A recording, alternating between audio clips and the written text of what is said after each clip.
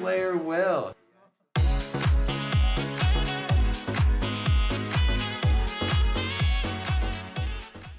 Welcome back, Visions fans. Ready Player Will here. This is the quick video review on the Reinforcements from Another World, the new Vision card here for the Trials of Mana collaboration. If you haven't pulled it yet, hopefully this will give you some guidance whether or not you think you should, or if you have pulled it, maybe it can give you some confidence if you think you made the right choice or not. But let's kick things off with a quick overview of the card itself.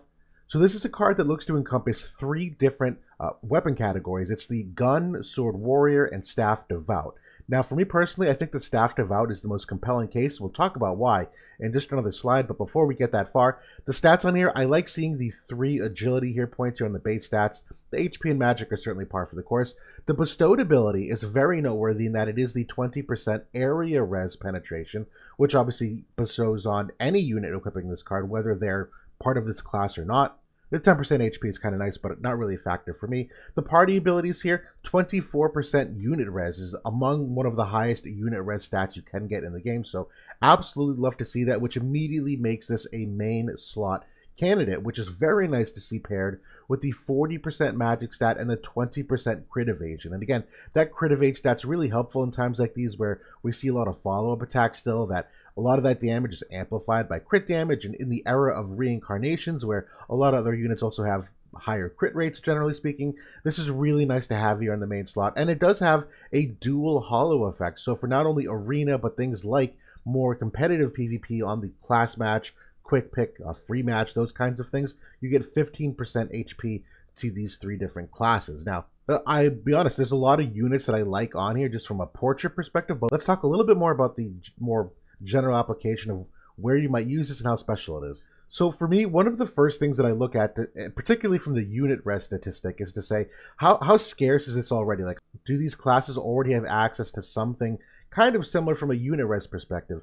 And so for Staff Devout, they already have 3 unit res cards, but all 3 of these are very much physical oriented. Not only are their primary stats attack oriented, but a lot of them have modifiers and things that aren't really applicable to Staff Devouts, aka the strike attack here on the Full Metal card, or the physical man killer here on the Kadaj Vision card that came out. So although they do have some unit resistance options, certainly not as aligned to that class, and that's not even talking about how it overlaps the other classes. This is purely speaking from what they already have. And for Sword Warrior, if you're thinking, should I pull this card for a Sword Warrior team? Probably not if it's just for the Sword Warrior perspective. They already have 4 different Vision cards, not only with unit res, but they have a couple other ones here that have some really strong Guild War effects. This second Lucio Vision card and the Cloud Vision card are like 2 of the best Vision cards still in the game.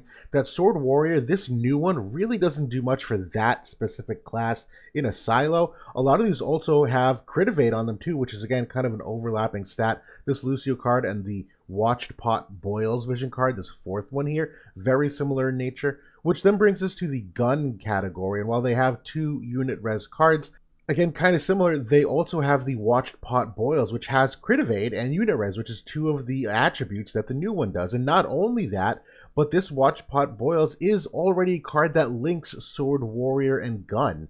So from the perspective of, do I need this new Vision card for anything Sword Warrior or Gun related? My answer is probably no, because they already have a card that sufficiently kind of fills that need, in addition to having other really strong options. To me, the Staff Devout is in a little more of a category of need, where this is definitely a definitive upgrade for that group. And so that's how I'm approaching this from this perspective. And again, to explain the chart you're seeing on the right here, these are all the Vision cards that Staff Devout has to offer. And then I have here the Gun and the Sword Warrior classes with these X's to indicate whether or not they share a Vision card with Staff Devout. And so for me, Gun has basically no overlap with Staff Devout. That this is the first card they've ever had in common, so I'm really not thinking that far ahead about Gun and Staff Devout. Sword Warrior, a little more bleak, but they at least have an agility percent card here. This top 1 power of the Warring Triad is the Kefka card, which is more magic oriented. So for me, Sword Warrior and Staff Devout, it's not exactly there, but this new Vision card is certainly a very strong potential building block between the 2 of them. To be fair, it is with Gun as well. Gun has so many other problems, I'm not even thinking about that. But at the end of the day, to me, this looks way more of a staff devout oriented option. Where if you're making a team with this vision card, you're likely going 2 staff devout units. And I'll be honest, maybe even 3. I think this is the kind of class that you could easily do a triple staff devout team where you have units like Lucille and Charles who fill the support role. You have units like Water of the Veritas who do have some support capabilities in their kit. Exia is really the driving motivation at the moment, where she's coming in a couple weeks here now, that as a very highly sought after staff devout unit that you consider Angela and Soul as well, which many people still have left over from about a year ago. I think this core group of characters for staff devout is still pretty self-sufficient and pretty competitive for most players, that this vision card absolutely brings this team to a completely different level, not only because it adds a very magically oriented unit res vision card, but that magic percent stat on there certainly is very competitive with the current day as well. And so for me, should you pull? My answer is yes. There are still some caveats where it's probably not a perfect fit for everyone, but Staff Devout consistently seems to bring in units that play well in a variety of places, teams, and metas. We've seen, if you go back to the screen, these units come in and out of the game quite frequently over the life that I'm sure Angela, Exia, Lucille, and Water Veritas, at the minimum, will continue to do the same, in addition to whoever comes out in the future. I also do like the bestowed effect on here of the 20 area res pen.